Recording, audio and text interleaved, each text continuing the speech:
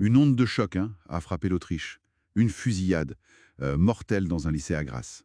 On va essayer aujourd'hui de regarder ensemble les premières infos qu'on a, qui viennent de la presse, pour essayer de comprendre un peu les faits, les réactions. Oui, c'est ça. On va prendre ces premiers articles, ces premières dépêches et voir ce qu'on peut en tirer, reconstituer un peu le fil des événements, quoi. D'accord. Alors allons-y. Les faits, d'abord. Brutalement.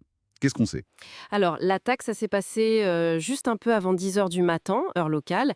C'était au lycée Dreierschützengasse à Grasse. Grasse, c'est la deuxième ville d'Autriche, faut le rappeler. Et le bilan confirmé par la police, il est très lourd. 10 personnes décédées sur place. 10 morts. C'est c'est terrible comme nouvelle. On sait qui sont ces victimes, des détails. Les premières infos disaient qu'il y avait des élèves, oui. Au moins un adulte aussi. Et l'auteur présumé des tirs ferait partie de ces 10 morts. Ah, d'accord, l'auteur aussi. Oui.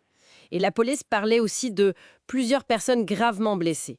Certains médias locaux, eux, donnaient un chiffre, jusqu'à 30 hospitalisations. Mais attention, ce n'était pas confirmé officiellement à ce moment-là. Ce qu'on sait, c'est que l'école a été sécurisée très vite par la police. Grosse opération. Une J'imagine. telle violence, en plus dans une école. Les réactions officielles ont dû être immédiates, très fortes. Ah oui, tout de suite. Le chancelier autrichien Christian Stocker, il a parlé d'un jour sombre dans l'histoire de notre pays. Carrément. Il a qualifié ça de tragédie nationale. Et il a annoncé 3 jours de deuil national, 1 minute de silence aussi. Oui, et il a insisté, je crois, sur l'unité, non? J'ai noté une phrase qui m'a marqué. Dans ces heures difficiles, être humain est notre point le plus fort. C'est fort comme message. Exactement. C'était vraiment son message principal pendant sa conférence de presse. Il était avec les ministres de l'Intérieur et de l'Éducation d'ailleurs, et ce n'était pas le seul. Le président autrichien, Alexander Van der Bellen, a parlé d'une horreur indescriptible. Lui aussi a appelé à l'unité. On a eu aussi le gouverneur de Styrie, Werner Kogler des Verts. Tous ont exprimé leur tristesse, leur choc. Hmm. Et ce choc, il a dépassé les frontières autrichiennes, j'imagine. Qu'est-ce qu'on lit sur les réactions internationales? Oui, bien sûr, les messages de soutien sont arrivés assez vite.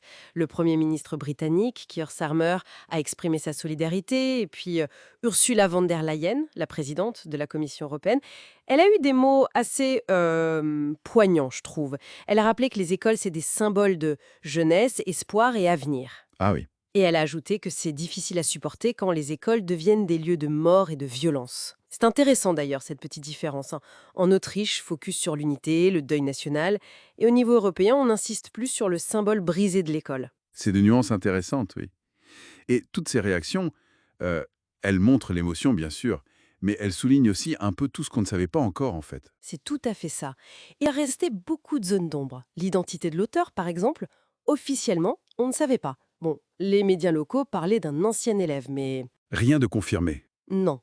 Le mobile, totalement inconnu. Et puis, une question clé. L'arme utilisée. Est-ce qu'elle était détenue légalement ou pas? On n'en savait rien.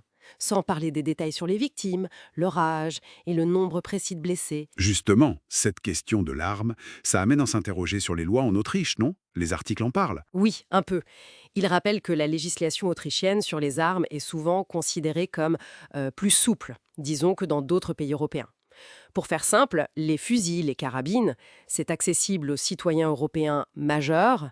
Il faut juste les enregistrer et il y a un petit délai de réflexion. Pour les armes de poing ou semi-auto, c'est plus strict. Faut avoir plus de 21 ans et un permis spécial. D'accord. Et il faut une raison pour acheter?